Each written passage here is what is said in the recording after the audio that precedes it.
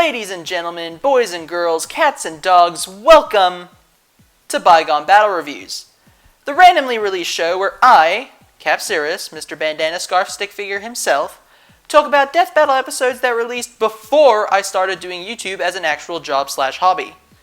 And today we're covering Mario vs. Sonic 2. Hot take here, this episode isn't actually that bad. Dare I say, it's pretty good. But before we begin, there is something I want to rant about before we go into the actual episode.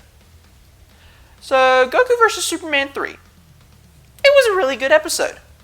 One of the most heartfelt episodes in the show's history with a ton of love and effort put into it. Unfortunately, because of this one episode, it resulted in something that I never in a million years thought would happen. It caused people to start wanting a third Mario vs. Sonic episode. Now, if you're one of the people who likes the idea of a third Mario vs. Sonic episode, then more power to you. Like what you like. However, I am not one of those people, and I would go so far as to say that I hate the idea. I don't want it because A, having a third Mario vs. Sonic would undermine the fact that the second one was the 100th episode, which we'll talk about in a bit, and B, a lot of people are wanting the characters to be fully composited, like Goku vs. Superman 3, but are forgetting the fact that it would just be the first one, again, making it even more redundant. Hell, Ben literally said that himself in the Death Battle cast for Mario vs. Sonic 2. Just two more. We're almost done. Fight through. Let's go. Now that Sonic has won one and Mario has won one, you should do a third match where you composite all of their appearances into one, and you can see who wins 2 out of 3. That's what the first one is. I mean, Granted, you could just be one of those people who want a third Mario vs. Sonic without the compositing, but that would still be somewhat redundant as it would likely lead to the exact same result. It's going to be the exact same Mario and Sonic power-ups counter each other, which is something we have heard 6 other times. Look, I get wanting a third episode for Death Battle to show how far they've come in the writing and their animation and stuff, but at that point, why not just have the two fight other characters? We've already seen how their powers counter each other at least twice, and it's been referenced 4 other times. There are tons of other matchups that these two could work in. Hell, if you want to do a third Mario vs. Sonic, then why not do something like, I don't know, Super Mario-kun vs. Archie Sonic? At least then it covers something new. Okay, I'm going to talk about this probably in a separate video. So for now, I'm going to stop ranting and talk about the actual episode I want to talk about today. Starting off with the analyses. Holy hell, they are really good. This is the first time that we ever saw Wiz and Boomstick, and hot damn, it definitely shows. And I mean that in the best way possible. The cutaways for both analyses are actually really, really funny. Although, if I had to choose my favorites from both, they would probably be the gold chain chomp joke and the chugging beer joke. Not saying that the others aren't funny. I love Boomstick's nonchalant reaction to Mario's foot being able to output the force of an atomic bomb. And you know what? The SPD joke is also pretty funny to me. It's not the joke itself, but the fact that Boomstick just pulls a microphone out of nowhere, it cracks me up and I love it so much. But that's only one part of the analysis. The actual verses and story stuff in the analysis is good. It's really good. Dare I say it's great. Phenomenal, even. Both characters don't really have established backstories in their main canon, but the team managed to get around that pretty well in my opinion. Especially on Mario's end. I really like how they cover his story. The going over of each character's arsenal and feats is also really good. They bring up a lot of things that one would assume would just get mentioned in the sidebar, like the Lucky Bell, the Double Cherry for Mario, and the Wisps and the Super Peel-Out for Sonic. They also bring up the fact that Sonic can also burrow, and I just think that's absolutely hilarious. When I first watched this, I was very surprised with how in-depth they went with each character.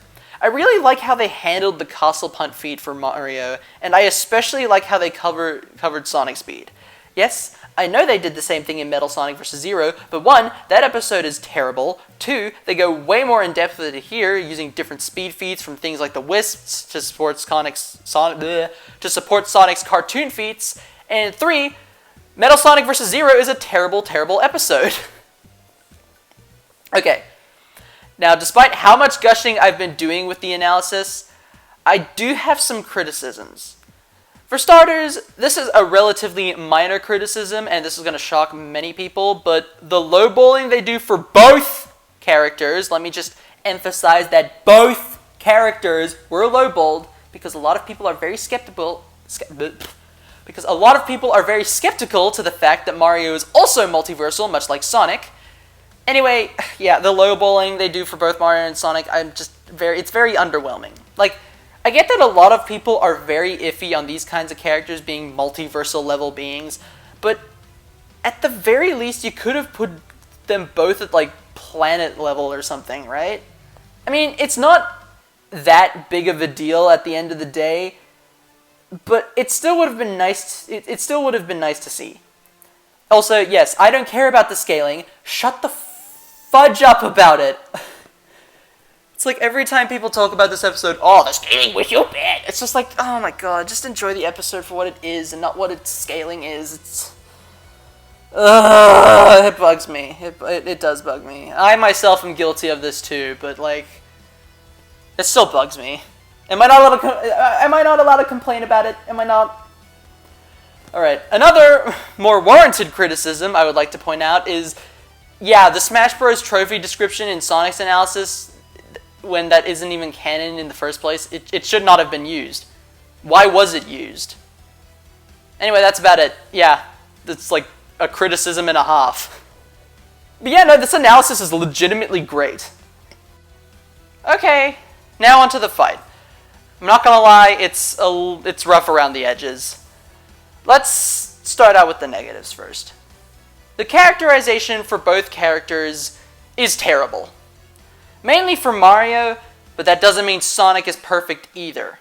For starters, why did Sonic just steal someone's beach chair?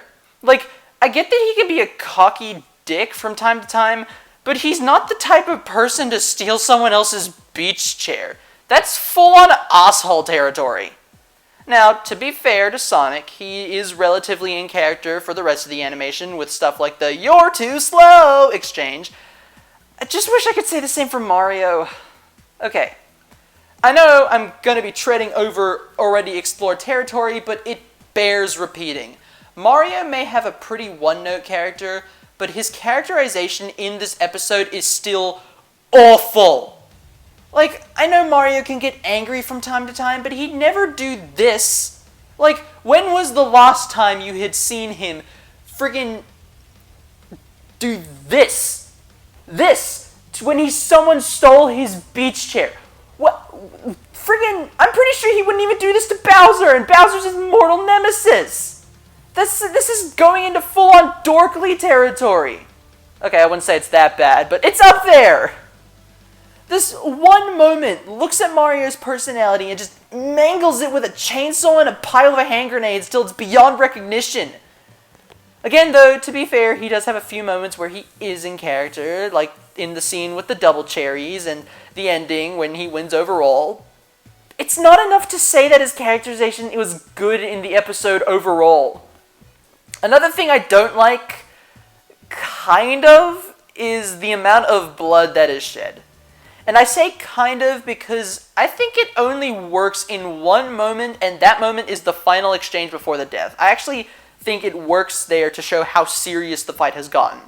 But stuff like Sonic bleeding when Cat Mario scratches him, or the blood from the Mario clones, which do nothing against Hypersonic, so what is even the point of having them there?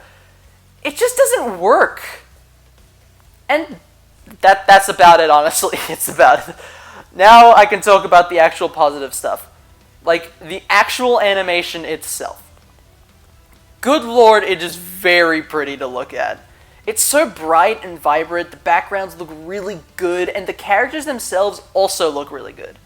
Don't get me wrong, I'll always love the nice-looking backgrounds in the modern hand-drawn episodes like Scooby vs. Courage and Rick vs. the Doctor, But man, I could just look at these backgrounds for hours upon end. They look legitimately stunning sometimes, in my opinion.